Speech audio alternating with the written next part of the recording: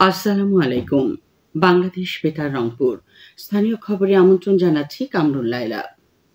বহু প্রতীক্ষিত ঐতিহাসিক জুলাই জাতীয় সনদে স্বাক্ষর করেছেন অন্তর্বর্তী সরকারের প্রধান উপদেষ্টা অধ্যাপক ডক্টর মোহাম্মদ ইউনূস এবং বিভিন্ন রাজনৈতিক দলের নেতারা। গতকাল বিকেলে জুলাই জাতীয় সনদ ২০২৫-এ স্বাক্ষর করেন তাঁরা। এর আগে জাতীয় সঙ্গীত পরিবেশনের মধ্য দিয়ে শুরু হয় জুলাই জাতীয় সনদ স্বাক্ষর অনুষ্ঠান। এ সময় উপদেষ্টা পরিষদের সদস্যবৃন্দ সহ বিভিন্ন রাজনৈতিক দলের নেতা এবং জাতীয় ঐকমত্য কমিশনের সদস্যরা উপস্থিত ছিলেন।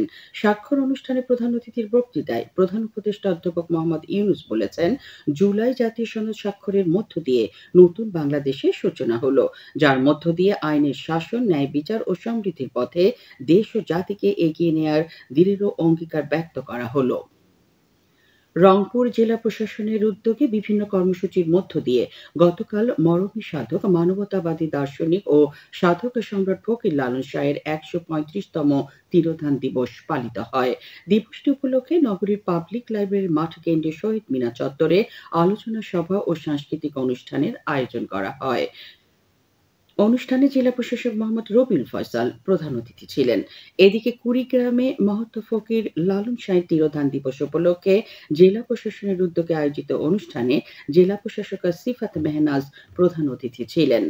দিবসটি উপলক্ষে জেলার রাজারহাট উপজেলার সিনাই ইউনিয়নে মায়ুত্তরী সেবালয় গ্রুপ গৃহে এক আলোচনা সভার আয়োজন করা হয়। পরে লালন সঙ্গীত পরিবেশন করা হয়। এ উপলক্ষে ফুলবাড়ী ঝালেক সাধুর আখড়া বাড়ি এবং বাংলাদেশ বাউল ও লোকশিল্পী সংস্থা পৃথকভাবে বিভিন্ন কর্মসূচি পালন করে।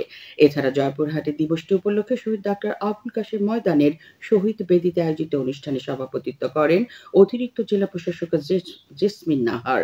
পরে সেখানে পরিবেশিত হয় মনোজ্ঞ সাংস্কৃতিক অনুষ্ঠান লালন সন্ধ্যা।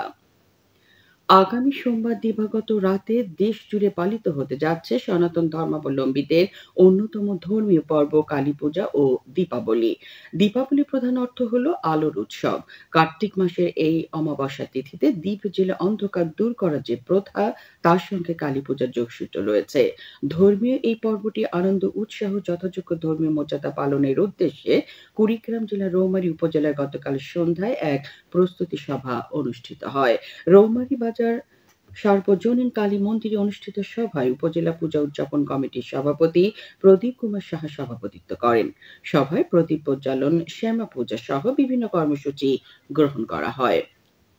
জয়পুরহাটের পাঁচবিবিতে বিএনপির ভারপ্রাপ্ত চেয়ারম্যান তারেক রহমান ঘোষিত রাষ্ট্র কাঠামো মেরামতের ৩১ দফা বাস্তবায়নের লক্ষ্যে গণসংযোগ, লিফলেট বিতরণ ও মতবিনিময় সভা অনুষ্ঠিত হয়েছে। গতকাল উপজেলার বাগজানা ইউনিয়নের বিভিন্ন এলাকায় গণসংযোগ ও লিফলেট বিতরণ শেষে বিএনপির সেন্টার কমিটি সমূহের নেতৃবৃন্দের সাথে এ মতবিনিময় অনুষ্ঠিত হয়। এতে প্রধান অতিথি ছিলেন বিএনপি জাতীয় নির্বাহী কমিটির অন্যতম সদস্য ফয়সাল আলীম। এদিকে একই দাবি বাস্তবায়নের লক্ষ্যে গাইবান্ধা লিফলেট বিতরণ করেছেন জেলা ছাত্রদলের সাংগঠনিক সম্পাদক রবিউল ইসলাম লিয়াকত। গত সন্ধ্যায় জেলার পলাশবাড়ী উপজেলার পাবনাপুর ইউনিয়নে ফকিরহাট বাজারে গণসংযোগের মাধ্যমে এই কর্মসূচি পালন করা হয়। কুড়িগ্রামের রৌমারী উপজেলায় প্রজনন মৌসুমে ইলিশ শিকার নিষিদ্ধ থাকাকালীন সময়ে জেলেদের মাঝে প্রণোদনা হিসেবে চাল বিতরণ আজ শেষ হয়েছে।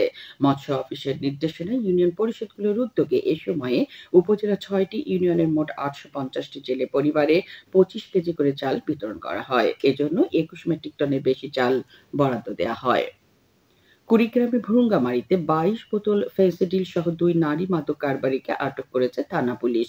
গতকাল উপজেলা সদর ইউনিয়নের সোনাতলী বটতলা মোড়ে স্থানীয় লোকজনের সহায়তায় তাদের আটক করে পুলিশ। পরে তাদের বিরুদ্ধে মামলা দিয়ে আজ জেল হাজতে প্রেরণ করা হয়েছে। খেলার খবর ফুটবল।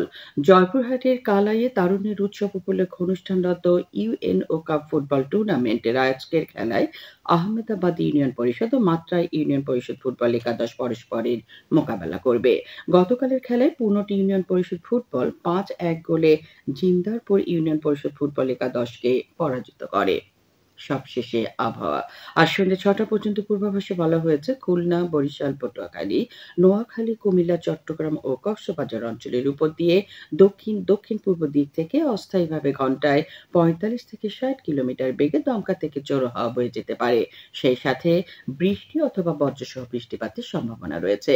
এসব এলাকার নদীবন্দরসমূহকে ১ নম্বর সতর্কতার সংকেত দেখাতে বলা হয়েছে। খবর শেষ হলো। আমাদের পরবর্তী স্থানীয় খবর প্রচারিত হবে বেলা ২টা ৫ মিনিটে।